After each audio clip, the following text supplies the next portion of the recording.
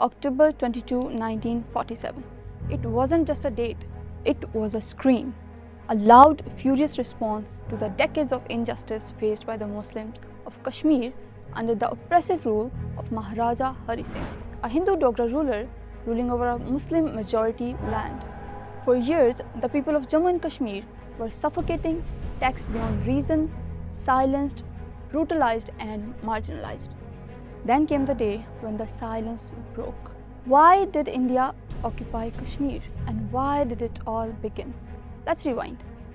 I am Auroosa Riaz, and today we will be taking a deeper look into the conflict of Kashmir, a land of breathtaking valleys, rivers, culture, and had a Muslim majority population. Historically, Kashmir was a princely state with a unique culture and identity. And geographically, it spans over 222,000 square kilometers. And today, it is divided into four parts: Indian occupied Jammu and Kashmir, Azad Jammu and Kashmir, and Gilgit-Baltistan, both administered by Pakistan, and Accession under Chinese administration.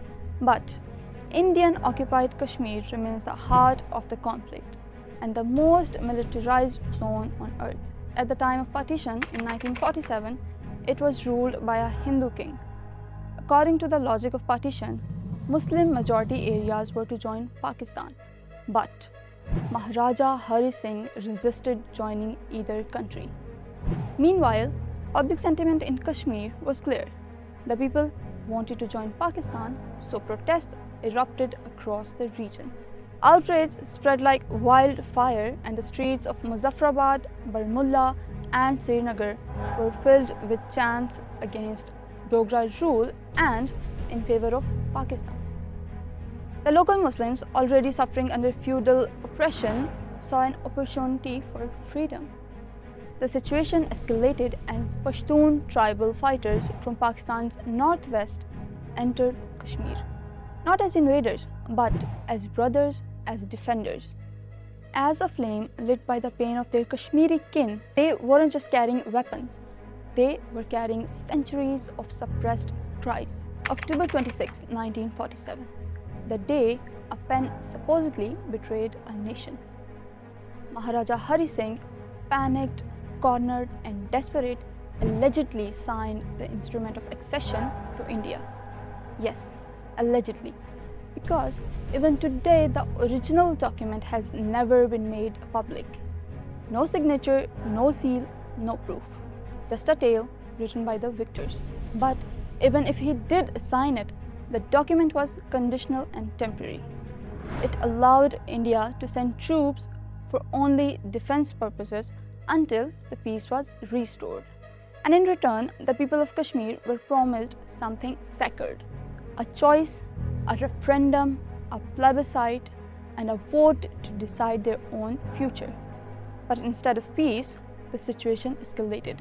The very next day, on October 27, Indian troops landed in Srinagar. Under the cover of protection, India sent soldiers, and under the excuse of accession, India began its military occupation. And from that moment on, the valley that once echoed with poetry and prayers began to echo with boots, bullets, and barbed wires. On 1st of January 1948, India itself took the Kashmir dispute to United Nations. Yes, India. And what did the UN say? Resolutions were passed, crystal clear and unmistakable, that the people of Jammu and Kashmir have the right to self-determination. Let them choose India or Pakistan through a free and fair referendum. But decades passed and that referendum never happened. India, world's so-called largest democracy, denied the very democratic right it had promised. In 1953, Sheikh Abdullah, once India's ally in Kashmir, started voicing the betrayal of promises. And for that, he was arrested and silenced. From 1970s to 80s, Delhi's grip tightened.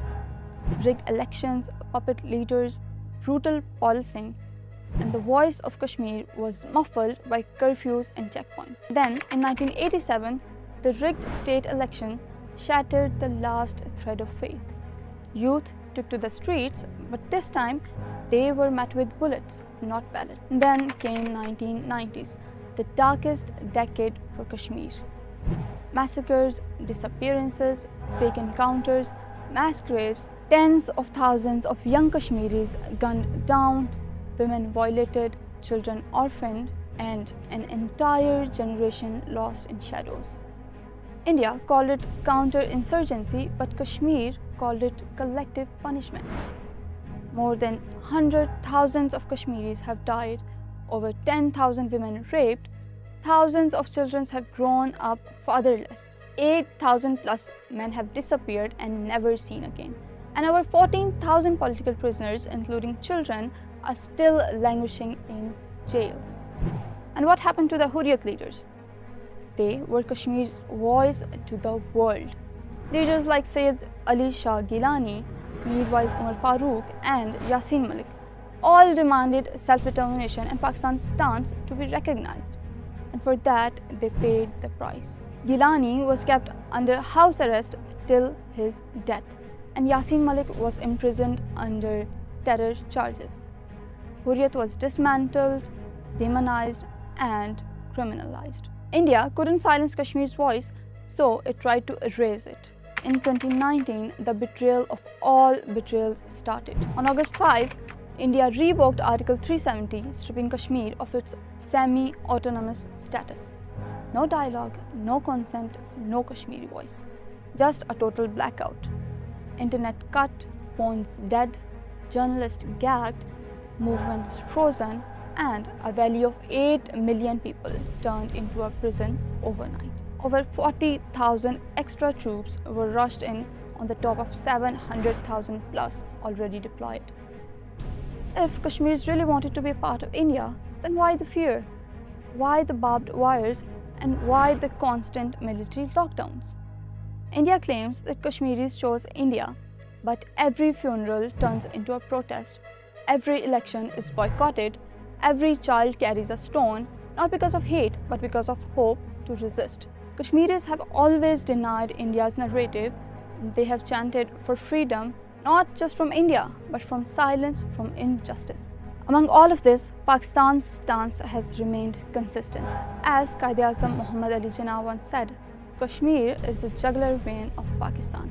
So, let the people of Kashmir decide. A free and fair UN-sponsored plebiscite as promised. On the other hand, there is India's stance. Control the narrative, crush the resistance, redefine the facts, and rewrite the history. So, this isn't just the story of a land. It's the story of a people waiting for justice, waiting for promise of a referendum, waiting for the world to speak up. And yet, despite the silence, the boots, the checkpoints, and the barbed wires, Kashmir still whispers. Whispers of resistance, of memory, of freedom. Because even when the voices are silenced and stories are rewritten, truth remains, and Kashmir is still waiting to write its own ending.